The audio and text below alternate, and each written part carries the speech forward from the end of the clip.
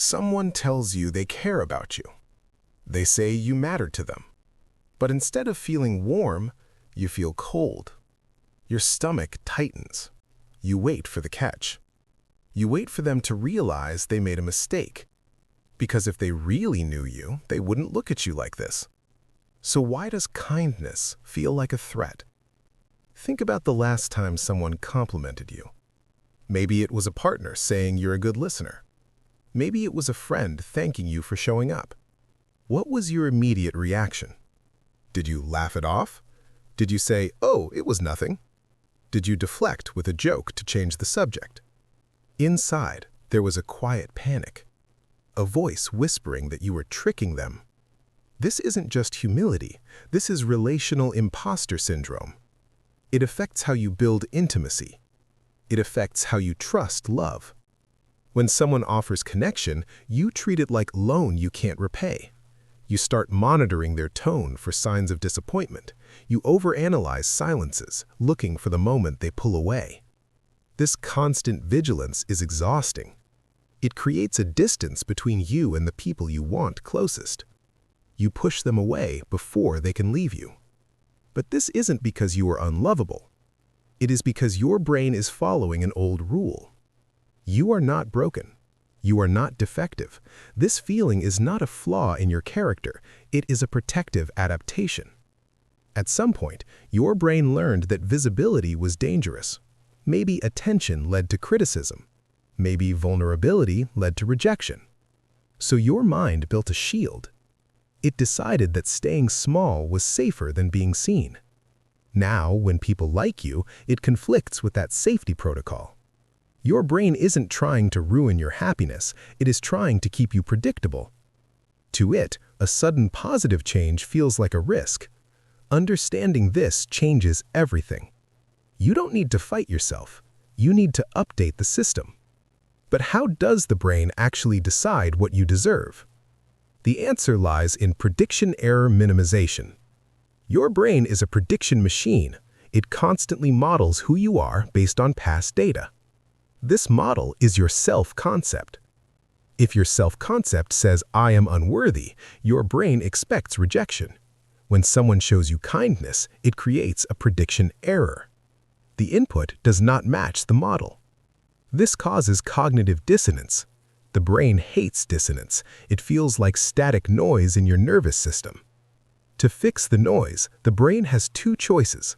It can update the model to accept the love, or it can reject the love to keep the model intact. Most often, it chooses the latter. It's easier to dismiss a compliment than to rewrite your identity. Think of your self-concept like a thermostat. If the room gets too hot with praise, the brain turns on the AC. You deflect, you doubt, you cool things down. You return to the familiar temperature of insecurity. This is why willpower doesn't work. You cannot think your way out of a neural prediction. You have to feed the brain new data slowly. So how do you update the thermostat without triggering the alarm? The first step is the pause. When a compliment lands, do not respond immediately. Wait 3 seconds. Physically stop your reflex to deflect. This interrupts the automatic neural pathway. It creates a gap between stimulus and response. Someone says, "You look great," instead of saying, "No, I don't," just say, "Thank you." Silence the urge to explain why they are wrong.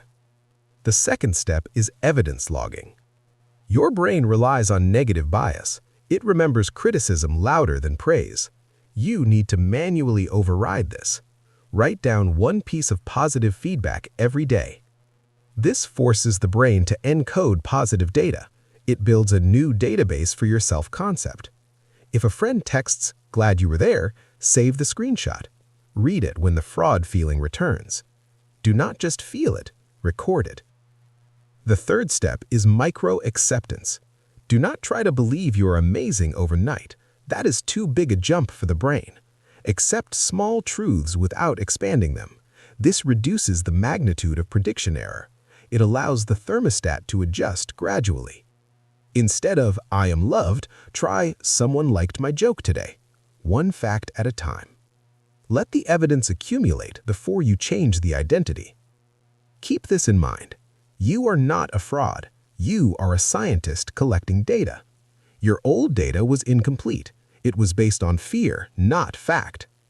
Every time you accept a compliment without deflecting, you are running an experiment. You are testing the hypothesis that you are safe. The goal is not to become arrogant.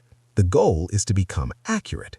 Your internal map needs to match the external territory. When the map updates, the anxiety fades. You stop waiting for the other shoe to drop because you realize there was no shoe to begin with. It takes time to trust a new reality. Be patient with the lag. Your brain is learning a new language. The voice that says you are a fraud is just an old recording. It doesn't have to be the truth. You are allowed to take up space. You are allowed to be the person they see. Let that settle. You are not hiding anymore.